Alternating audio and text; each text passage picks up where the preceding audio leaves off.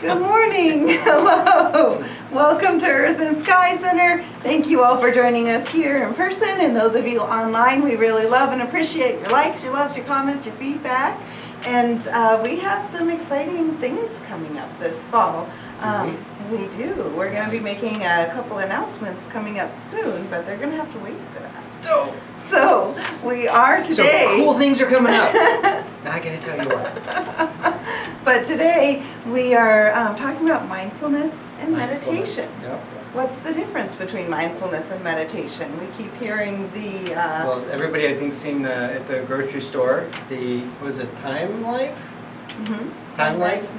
Mindfulness. Nobody's. No. Have you seen it? Maybe? Okay, anyway, I saw it. They've been everywhere. Yeah, I saw it for weeks and weeks and weeks and Yeah. weeks, and I don't really look for that crap normally. But so mindfulness, and I was like, oh, that sounds great. And so mindfulness is, well, let's start with what's good about mindfulness. Or were we going to talk about what's good about meditation? Well, let's start with mindfulness. Mindfulness? Okay, well, we can start with mindfulness. I have an idea. Let's start here. Okay, I have officially dubbed from like 2010 to say 2020 the era of rebranding. Yes. Rebranding. All the major food places are rebranding. All the major stores are rebranding. Coke type. Some of the car companies. Everything's rebrand. Everybody's rebranding everything. They're even. I think they were trying to rebrand Jazzercise to something. I don't know. I saw that. Yeah, a couple months ago. I saw actually a couple years ago, but I just saw another surge of it a couple months ago. Yeah. So everybody's taken. I mean, and I don't have an issue with that because old concepts and we're bringing them back again and using them in new ways. Because they were good back then. People just get bored and they want something new. So they come up, they go, you know what, let's take this and we'll make it this other thing. Mm-hmm. And so mindfulness, I would say, that's what I call, it's basically meditation rebranded.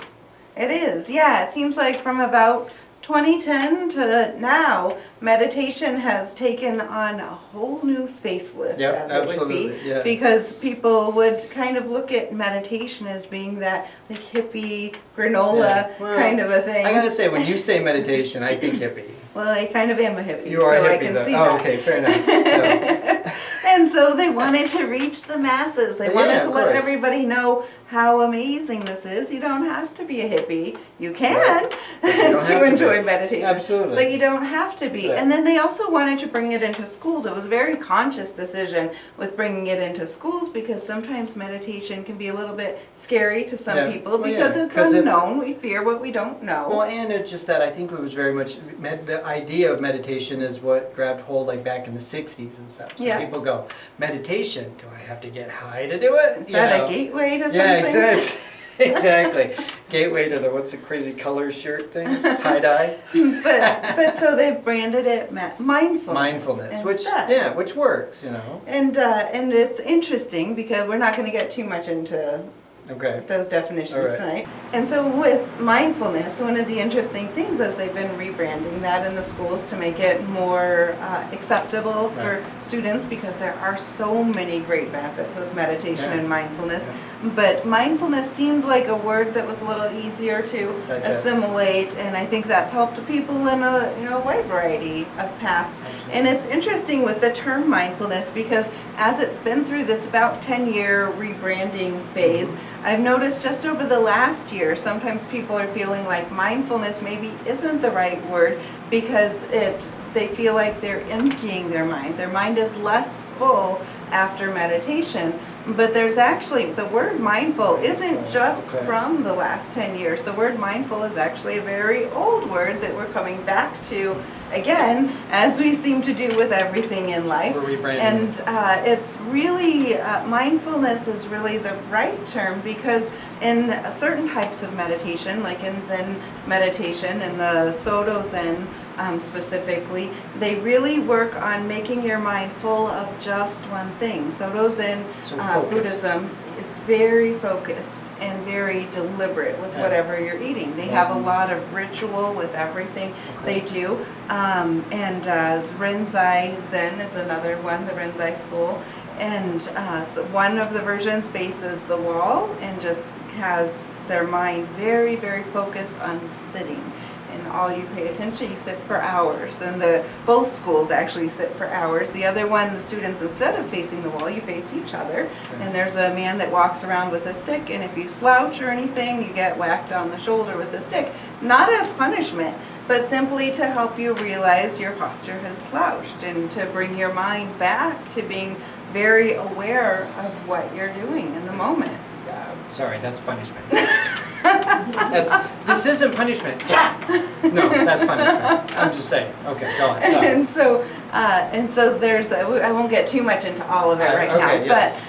but it's a way of having your mind full of just one thing. And Soto Zen, they have a lot of ritual around just the way you sit down, what you have on, the way your hands are folded, everything. And when you eat, there's a specific tray that comes to you in a very ritualized way of what you do in what order. Being very aware, having your mind very full on what you're doing. Consistent patterns that you can focus on. Basically. So that your mind is focused only on one thing, and then eventually you get to the point where you clear your mind. So that's why it's called mindfulness instead of full of one. Mind emptiness. See, I always think of like when they say like, I've always had like the thought of like, I hear like with like a British accent, like, oh children, be mindful of the, whatever, meaning like focus on, mindful, being focused on that thing.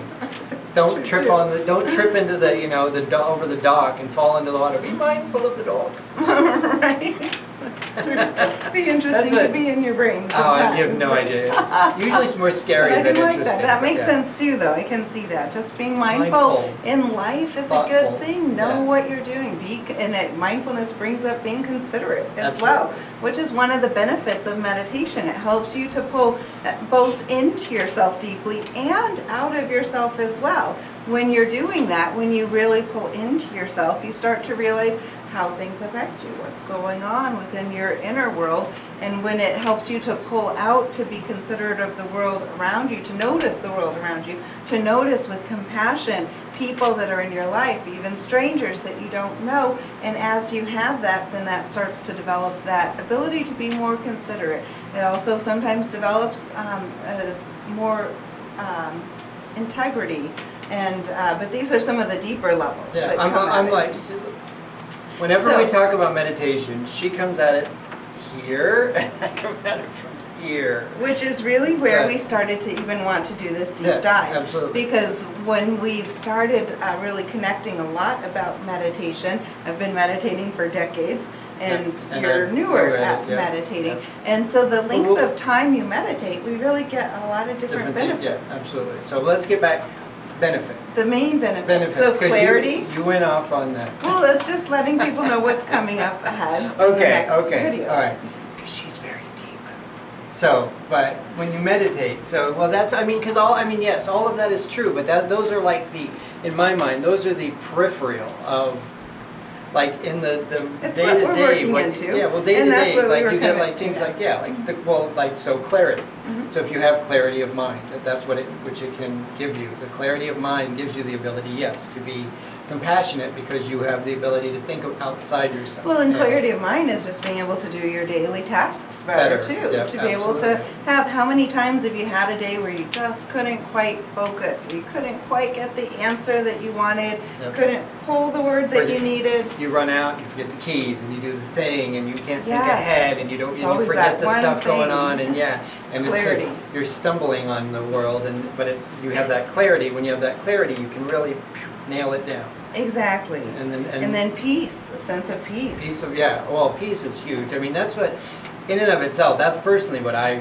get probably the most out of with meditation is just stress relief, peace and calmness. Yeah, that it gives you that sense that everything's generally okay and going to be okay, Yeah, and that was an interesting thing that we've talked about with each other, that I can see the difference, and you can feel the difference of if we don't meditate. If I don't meditate on a regular, absolutely. Yeah, and I feel the difference in myself. If I miss a day of meditating, definitely feel that difference. If you start your day with meditation, when was the last time you missed a day of meditation? I don't know. Yeah, exactly. I think I missed a day for years. Yeah, like she says that. I'm like, I don't think I've ever noticed when she's missed a day. I don't think she's ever missed a day. So I just, But if I did, I know I would feel it. Okay, fair enough, fair enough. Okay, that's it. And I did back in the beginning, I'm sure. I know I Maybe. did. Maybe. I'm human too. Sure. But I So, do, okay. it's really interesting. I definitely see a difference in you would. if When you- I miss days, because I Yeah. do miss days. So. And you'll notice that if you, with everything in life, sometimes we fall off of a trend. Absolutely. So if you notice yourself feeling the benefits of meditation and then you have a really stressed out day or everything seems to throw you off, go back inside and realize, did I meditate today or did I skip today? It's a good indicator That's to honestly, check yeah. in. Because Every habit takes time to build. When we've had times where like things have happened where like I was either doing other things or whatever and I didn't meditate and then all of a sudden I miss a day, then I miss two, Mhm. and then I haven't thought about it for a week and then I just go, oh my gosh, that's why. And you can actually step back and look at, and I can watch that each day when I look back, hindsight's 20/20, when I look back and I can see each day getting a little more hectic and a little more stressed and a little more. And it's funny because before you started meditating, the thought of needing to meditate didn't seem like something you needed to do. No, of course I didn't need to. Because It was fine. Why fix what's not broken? and then you realize through meditation, Oh my gosh. you start to realize life can be so much Yeah, better. There's it's a just- different bar it can Yeah. be set at. Oh, absolutely. Yeah, it really is. All of a sudden you go, oh wait, I can have a better life than I thought was even possible. That's the I can key. engage it so much more. And yeah, absolutely. And then your reactions to the world.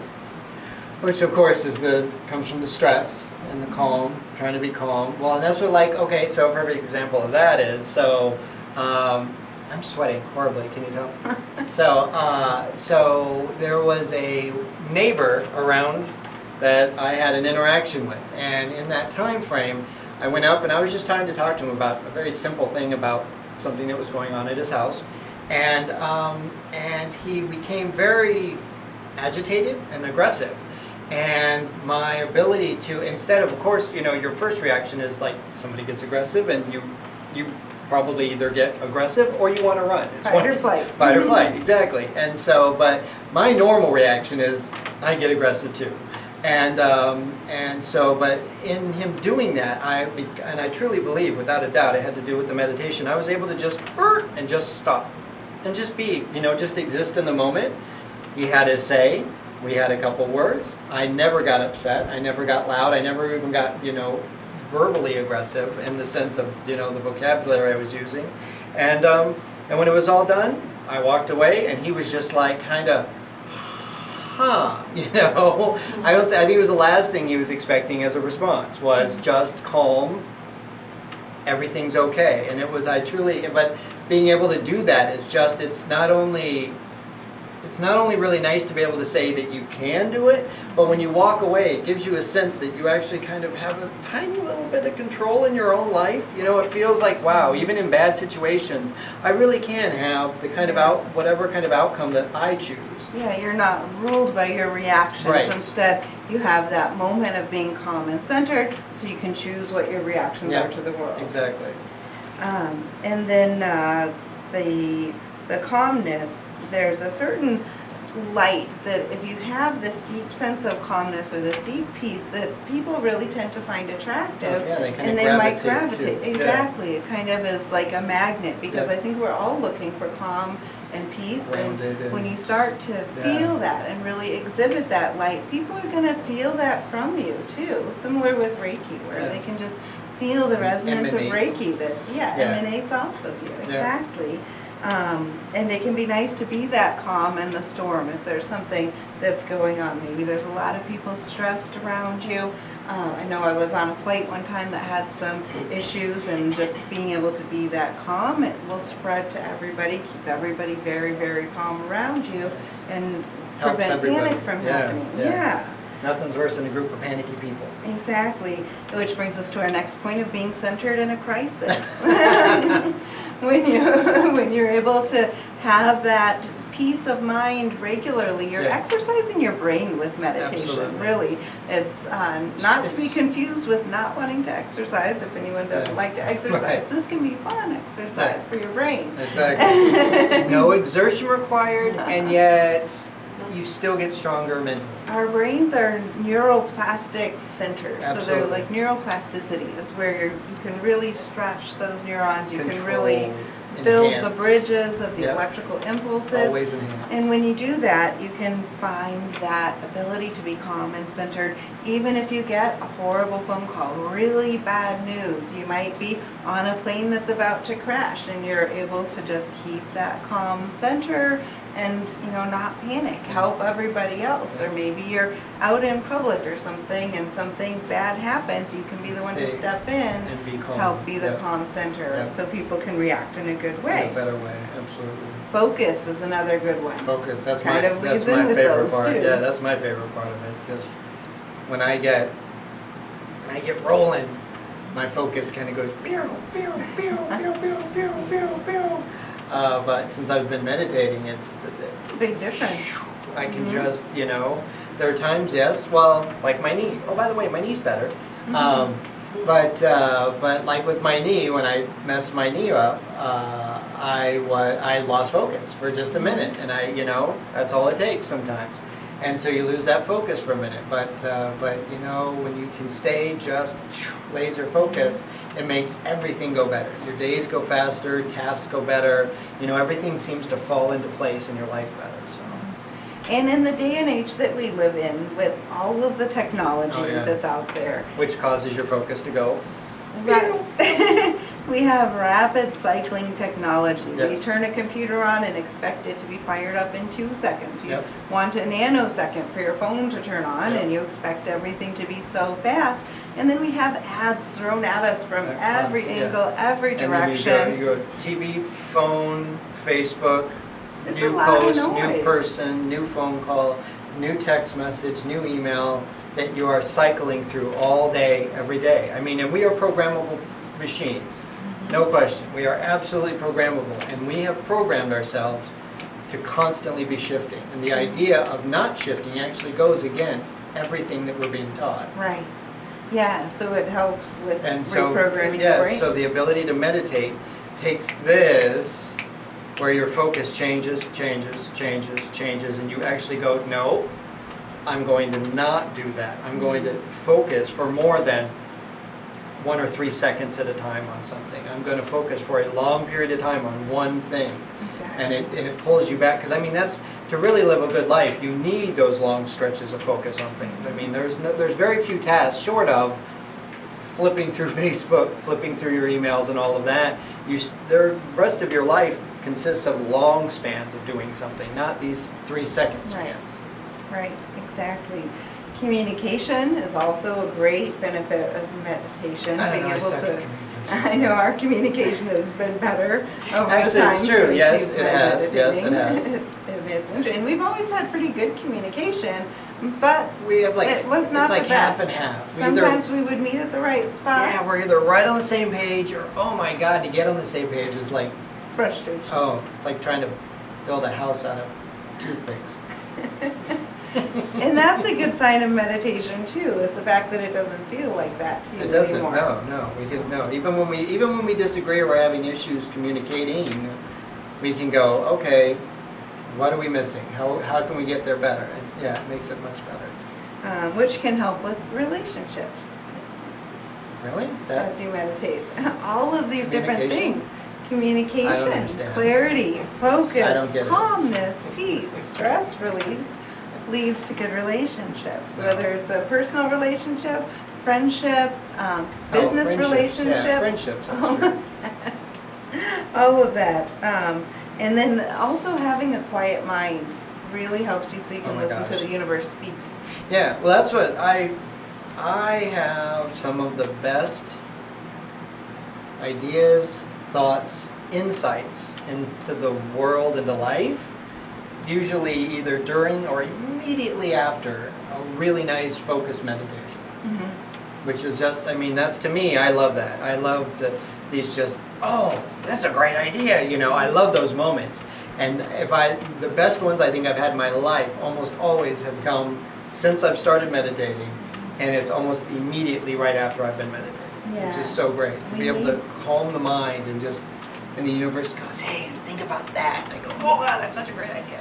We need that quiet time to just unplug, to pull back, withdraw from all of the outer noise that goes on in our society, even the outer noise of our loved ones and our own thoughts and our own actions and just the day-to-day. We need time to unplug, get back to being centered. It doesn't have to be a big ritual. It doesn't have to be that you have to leave and go somewhere or study with a great guru. It just means unplugging, getting quiet with yourself. And I think that, and I would argue probably some of like the highest level of noise that our brain gets is from an emotional states that we get in, you know, whether you're in a hurry to go somewhere or you've had a bad day or you're angry or sad or whatever. To me, those are some of the most noise producing things are your emotions, and that ability to focus and meditate, to do that makes you let go of those emotions. I mean, you actually are able to come away from the emotions for a minute and actually feel them for their true, what they're standing for more, and not so just overwhelming and as a knee-jerk reaction and just something that's, it's not happening to you anymore. It's something you're feeling, but you have a say in it. Right. Emotions are very important. It's important to pay attention to them, feel them, notice them, but not be ruled by them, and allow yourself to be able to process it, feel it, and know that you still can control and choose what you do with it and what's in your fate and in your future. Yeah. So, if you had to pick, do you prefer mindfulness or meditation? Which do you prefer? Do you see a difference? Is there? I mean, pretty much, yeah. They're pretty much the same thing. I think they are the same thing. I think that both are one and the same. And amazing. I think that it's interesting. We always try to put different words with things, and I think rebranding is a good thing. I just find I just think it's kind of, it's at the same time, it's sort of funny when they go, no, it's not. It's not that stuff. It's this whole new thing. We're not mindfulness. I mean, it's the same thing, but it's a totally different thing. So it's important to always remember, no matter what it is in life, to get past what the word is and look to the deeper meaning of whatever it is we're talking about, whatever you're seeing, whatever is going on in your life. Words are just a construct that people have created to try our best to communicate with each other, and sometimes it pushes people away. Sometimes, like with mindfulness, it's bringing it more inclusive. It's helping it to reach out to even more people. Yeah, which is absolutely fantastic. It's like The Matrix. In The Matrix, no, really, in the Matrix movie, they said we're talking about love, and the guy, but it was the machines that were talking about love, and it was like, but you're a machine. How do you know about love? And he said, well, it's not. It's what the word represents. That is what's important, and like the word love would represent, the attachment to the people you care about, and how much you care for them, and the things that you would do or not do or give up to be with them or to make sure they're safe. That would be considered love, and so that it's regardless of what you put on it, the label you put on it, the word means a concept, and it's the concept that's important. So. Yeah. And when we take time when you're training yourself basically with mindfulness, meditation, basically what you're doing is you're training yourself. You're training your brain, you're training your mind to be able to have peace, to be centered, to let yourself be in the driver's seat consciously in your life is what you're doing with that. And so as you're doing that, you're able to, whether you're doing it for 5 minutes or an hour or longer for your meditation each day, you're able to really start to know what it feels like to have that peace, to know what it feels like to be centered and calm and have that in your life. And then that way, when you walk out the door and you're dealing with people in all kinds of different situations, you can remember what it felt like to have that peace in your life. If you're not exercising it and you don't have that sense of peace and you don't know how to recognize it, then you're not going to be able to pull it up when there's a stressful situation going on. But when you do, when you train yourself every day,